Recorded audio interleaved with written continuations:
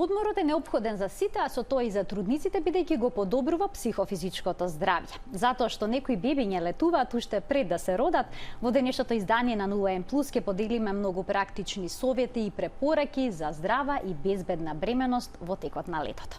Денешниот гостин е доктор Јорданчо Иванов, специјалист по акушерство и гинекологија од Аџибадем Систина. Добар ден. Поздрав до сите гледачи на Телма, поздрав до вашата екипа и благодарност за поканата што ме упативте за гостување. Темата летување, односно бременост во текот на летото е мощна актуелна, особено сега, кога се високи температурите. Колку контроли се потребни во овој период и дали бременоста се води на поинаков начин во лето отколку во останатите годишни времења? Така, значи бременоста во текот на летото не може да биде многу поразлична од водењето на бременоста во текот на другите годишни времења, со тоа што трудницата мора да ги обави сите редовни контроли кои што се ставени во протоколот за следење на бременост. Јас ќе спомнам некои од најбитните контроли кои што се прават во текот на бременоста. Првиот преглед е прегледот за утврдување на бременоста, значи тоа е раната бременост, кога гледаме каде е бременоста сместена. Бидејќи освен во матката може да биде и во матерично сместена. Втората контрола која што е многу битна е периодот на 12 до 13 гестацијска недела, кога се прави првиот ран ултразвучен скрининг на бременоста. Така. И кога се гледаат, кога плодот е веќе оформен и кога се гледаат првите недостатоци кои што евентуално би се виделе, и период во кој што се земат микробиолошките брисеви, кои што се многу битни, нели, бидејќи инфекциите во бременоста знаат да предизвикаат многу проблеми. Третата битна контрола е периодот 20 до 22 недела, кога плодот е комплетно оформен, кога се прави комплетен скрининг, значи од глава до пети кај плодот, за да се види развојот на плодот како оди, и понатаму останатите контроли обично се прават еднаш месечно за да се следи развојот на плодот или проблемите кои што може да се јават во растот и развојот на плодот до крајот на бременоста. Тоа значи дека трудницата во која да се најде гестацијска недела од бременоста во лето мора овие контроли да ги направи редовно. Така, тоа е неизбежно. Како што е. Да. Так. Меѓутоа летото е малку поспецифичен период, бидејќи имаме високи температури. Понатаму исто така имаме повисок ниво на УВ зрачење индекс. Исто така потењето кај трудниците е зголемено, така да тоа е сето подлога за развој на некои состојби кои што нормално во другиот период, нели, од годината не се јавуваат. Во зима, да речеме, повеќе трудниците се изложени на вирусните инфекции кои што се расширени, тогаш тие се проблем. Меѓутоа во летото тука сега е намален тој проблем. Да, тој проблем е намален, меѓутоа проблемот од излагање на сонце може да биде многу голем, од прегрејување на телото на трудницата, што може да доведе до некои несакани компликации. Потењето исто така може да направи проблеми во смисла на како подлога за развој на многу бактериски габични инфекции. Значи процентот на инфекциите може да се зголеми. И кажавме поради високо ниво на УВ зрачење може да се јават опекотини кај трудниците, алергиски реакции на сонце, кои што може да представуваат голем проблем за натамошниот тек и исход на бременоста. Така, како се третираат алергиските реакции на сонце, бидејќи антихистамински препарати не се препорачуваат во текот на бременоста, а се јавува често алергија на сонце бидејќи кожата на трудницата е поосетлива во тој период. Значи, најдобро се третираат ако трудницата не се излага на сонце. Значи да избегнува. Советот од лекарот е секогаш, значи трудните жени помалку да бидат изложени на сонце, посебно во периодот од 11 до 17 часот попладне. Тоа е периодот кога УВ зрачењето е најголемо. Значи во тој период трудниците треба да бидат надвор од сонце, тоест да си седат во апартманот кај што се сместени. Така. И излагањето на сонцето да биде после 17 и пред 11 часот во текот на денот. Така, со тоа ќе се спречат, значи, изгорениците кои што може да се јават, алергиските реакции кои што може да се јават и лекувањето доколку се јават, значи не оди многу поразлично од останатата популација, значи доколку треба ќе мора да се употребат кортикопрепарати, па дури некогаш антихистаминици. Така. 3076-677 е телефонскиот број на телевизија Телма. Гледачите може да се вклучат во овој разговор со нивни прашања, доколку нели се заинтересирани за нешто што е поврзано со бременоста и летото. Во екселетните одмори, топло е, трудниците сакаат да патуваат на интернет, читаат совети дека тоа е препорачливо. Но дали е навистина препорачливо да се патува во текот на бременоста и доколку е препорачливо, во кој период од бременоста тоа може да го направат? Значи вака сега, во бременоста патувањата треба да се ограничат на минимум. Значи ако едно лето се прескокне и не се оди на одмор, јас мислам дека не е ништо. Посебно, значи, апелирам до трудниците, веќе кога сакаат да патуваат во текот на летото, по можност да не ја напуштаат државата, бидејќи може да се јават сериозни компликации по нив и по нивното здравје, кои што може и многу финансиски да ги коштаат. Така, вие имате такви примери, да, ние имаме примери искуства. како лекари, ни се јавуваат наши пациенти, пациенти на други колеги. Сега скоро таков еден пример.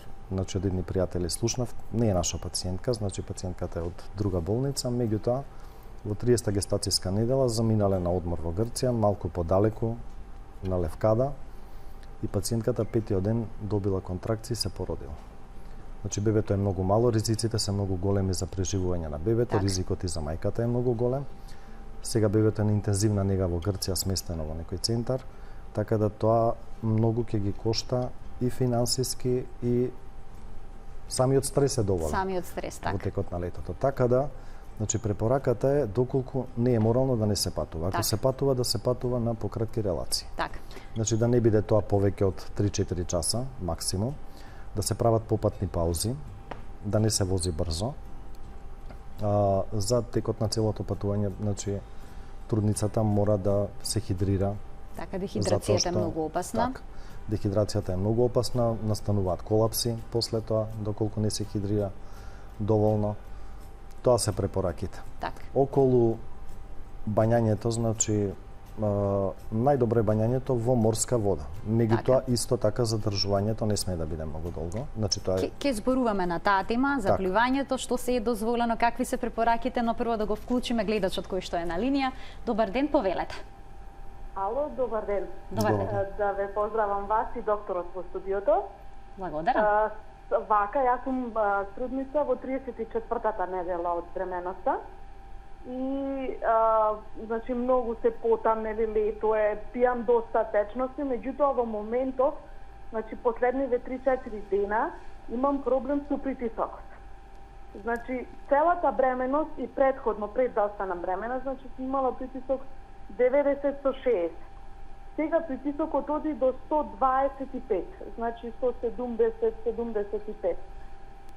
Ми е страв да пијам многу течности, значи заради притисокот да не ми се качи уште повеќе, а пак многу се потам и ми е страв да не дехидрирам. Па сега би сакала, ако може некој совет од докторот да ми даде, дали треба да преземам нешто или не. Така, ви благодарам за јавувањето. така, бидејќи вие сте имале низок притисок предходно и во почетокот на бременоста, за вас овој притисок кој што го кажавте е малце покачен. Значи постојат лекови кои што се даваат во колку се покачи притисокот во текот на бременоста, вие мора да го посетите вашиот гинеколог и доколку е потребно, тој ќе одлучи дали да ви даде терапија за висок притисок. Високиот притисок значи почнува најчесто да се јавува после 28 недела од бременоста, така да ние на сите контроли ги опоменуваме трудниците веќе од 28-та недела понатаму да го мерат крвниот притисок и доколку приметат некоја разлика во смисла на покачување, дека ќе треба да се вклучи некоја додатна терапија. Така. Така да ќе мора да го посетите вашиот гинеколог, да ја види општата состојба, да направите некои биохемиски анализи, проверка на урината, седиментот на урината, проверка крвни анализи да се направат, да се види дали имате отоци и доколку е потребно, ќе треба да ви се даде соодветна терапија. Така. Ви благодарам што се јавивте, ние продолжуваме понатаму. Споменавме пливање. На интернет се среќаваат совети дека пливањето е корисно во текот на бременоста. Во морска вода дури и се препорачува. Но дали тука постојат некои ризици? Дали трудницата смее нагло да влезе во ладна вода? Дали температурната разлика може да предизвика некој шок на организмот? Може да предизвика секако. Кои стилови на пливање се дозволени, да речеме, во доцата бременост, доколку некоја трудница инсистира да појде на море и да одмори покрај вода? Значи прво сето тоа зависи од состојбата на трудницата. Зборуваме се за здрава бременост. Да, доколку има некој проблем како пациентка што се јави, или апсолутно не доаѓало предвид да оди и да се бања било каде. Доколку се работи за здрава бременост, значи морската вода е препорачлива во смисла на тоа што самата сол не дозволува развој на бактериски инфекции кои што може да се јават од влегувањето во вода. Влегувањето во вода мора да биде постепено, секако не сме да телото да доживее температурен шок, Така. од топло директно на ладно Така. да се влезе, и задржувањето во водата да не биде многу големо, без разлика што е тоа море. Додека за базените и езерските води ризикот од инфекции е многу поголем, бидејќи тие се неистечни води. Сладката вода има повеќе бактерии, така да морската вода сепак е најпрепорачлива ако веќе се решат за одмор. Така. Доколку се бања во базен или пак во езеро, постои ли опасност доколку загадена вода се вдише, се голтне или самиот контакт со таа вода е добро, ризик? нели претпоставуваме дека не може да се голтне вода ако веќе Така, трудницата знае да плива. Меѓутоа ризикот од зголемени вагинални инфекции, кои што после тоа може да се развијат, е зголемен, а секоја инфекција во бременоста мора да се третира и да се санира, бидејќи ако е рана бременост може да доведе до спонтан абортус, ако е покасна бременост, секоја инфекција може да доведе до отварање на трудницата, до прскање на околуплодовите овојци, истекување на околуплодова вода, така да ќе дојде до предвремено породување кај трудницата. Значи на тие работи мора да се внимава. Што се однесува до патувањето, доколку пак ќе споменам, се инсистира да се патува на некоја подалечна дестинација, дали авионскиот превоз е навистина најбезбеден од аспект на комоција и слично? Бидејќи се дозволува до 36-та недела од бременоста да се патува. Мислам дека немате вистинска информација, повеќето од компаниите дозволуваат до 28-та недела. Зависно, некој до 34-та, некој до 36-та. До 32-та, 28 до 32-та. Значи различно. Ето, зошто не се дозволува да се патува подоцна? Дали разликите во притисокот предизвикуваат некакви проблеми? Да. Значи има случаи каде што разликите во воздушниот притисок може да доведат до прскање на постелката или до прскање исто на околуплодовите овојци, така да има такви случаи опишани и жени што се породиле во авион или авионот морал принудно да слета, поради тоа и не ги примат трудниците во покасна фаза од бременоста. Така да секој патување е ризик, ви кажав. Значи се што може да се одложи е најдобро во текот на бременоста.